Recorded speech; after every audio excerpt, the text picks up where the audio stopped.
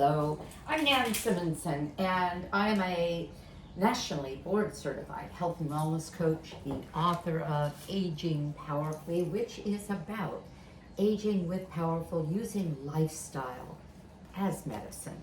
I am nearly 74. I wrote the book just before turning 70 with the intent to say to everybody and spread the word that with lifestyle modalities, I list 10 of them. The word powerfully is an acronym, and a little bit of my history, so you'll understand that things didn't come that easily, and yet I appreciate everything I've gotten health-wise, and I see it all the time in the clinic that I'm a health coach at. I'm going to show you something that I've been doing recently. I do just about everything I can that makes sense to help us live more healthfully. I am a whole food plant-based advocate and trainer and teacher, as is the College of Lifestyle Medicine, under which I work. I'm an affiliate member of the College of Lifestyle Medicine. Whole food plant-based, getting enough sleep, having community in our lives, lots of movement, as well as stress management and some other things as well. So what am I going on about? Sprouting.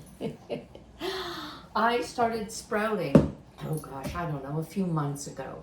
And several people have asked if I would share my sprouting. Well, I'm going to say I'm novice. I bought Doug Evans' book because everybody talks about Doug Evans. And if you want to know anything about sprouting, by golly, get his book. Way into this book, there's a section on sprouting in jars. So on Amazon, I bought a couple of jars, and this is a set.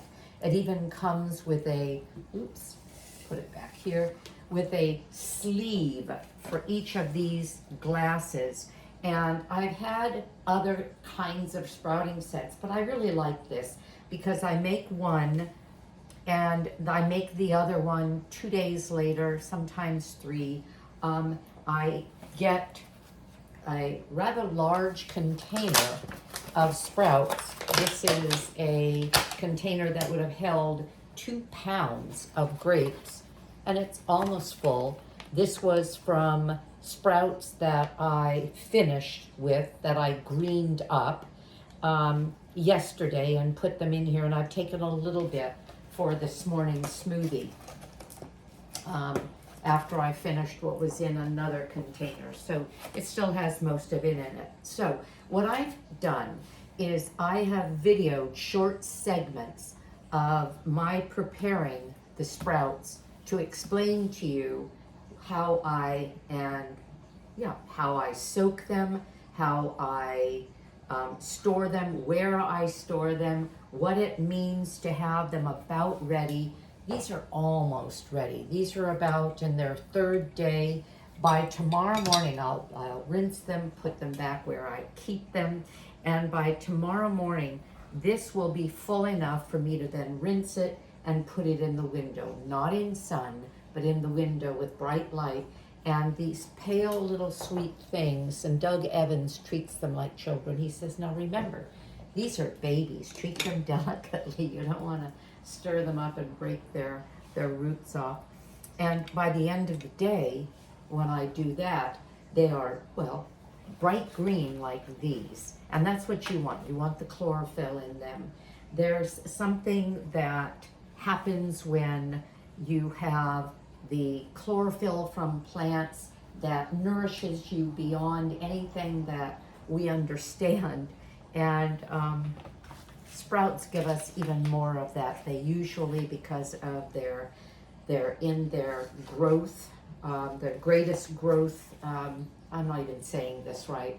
I'll just leave it at read his book, because he waxes poetic about what sprouts can do for you that even the grown plants cannot. So let's just leave it at that. So I have some sprouts that I got from Sprout House, a salad mix, alfalfa, daikon, radish, red clover, broccoli, all organic, and got that from Amazon.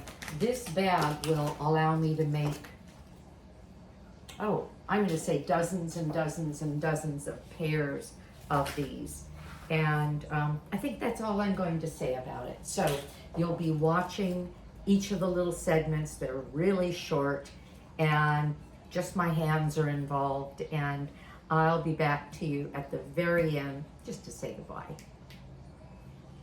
Okay, we're looking at stage 1 and what I call stage 3. Stage in between, let's say 2, is the 2 to 3 days of rinsing and putting back while they grow. Stage 3 is when they have basically filled the jar. But I want to green it. You see how yellow they are?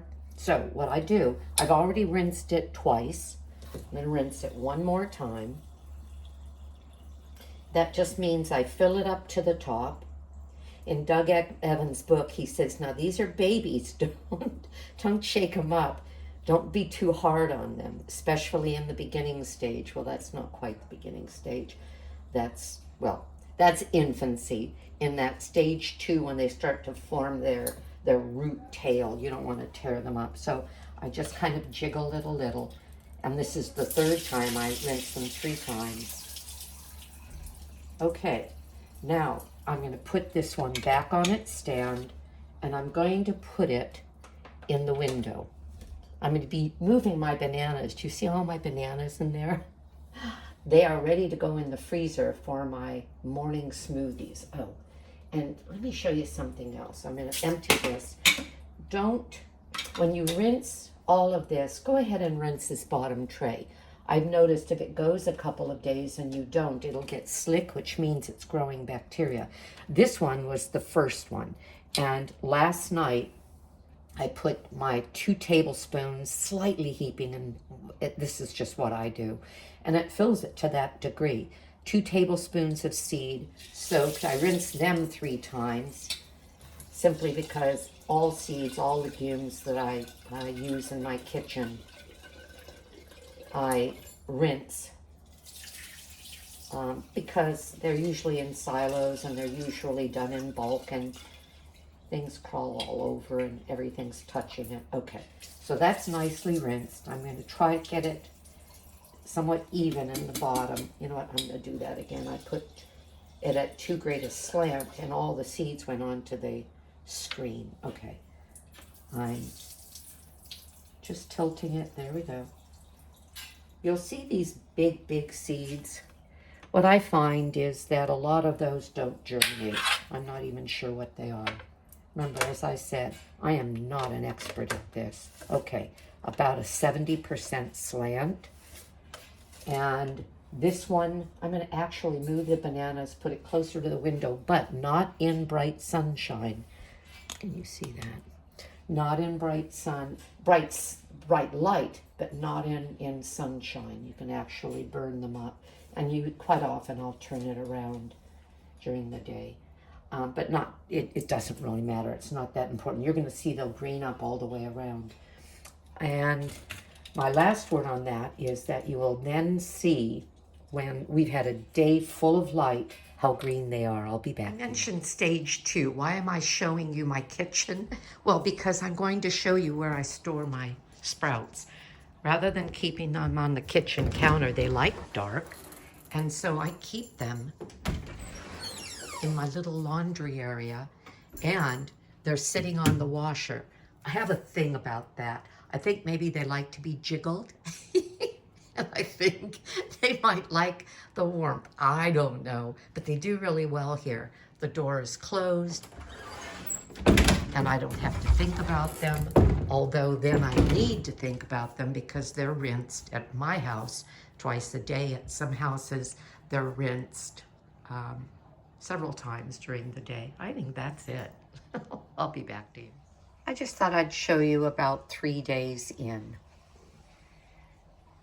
They will eventually fill the jar, and then you'll see what they're like when they're finished. Be back to you. Okay, I'm back, and this is the end of stage 4. Can you see how green they are? Now you're also going to see a lot of unsprouted seeds. You've got two ways to deal with that. Well, I've rinsed these 3 times, and at this point I could put them at an angle to rinse or to drain for a while. Doug Evans talks about making the angle a 70-degree angle, and I could let them drain for a while, then put them in the refrigerator. I've done that.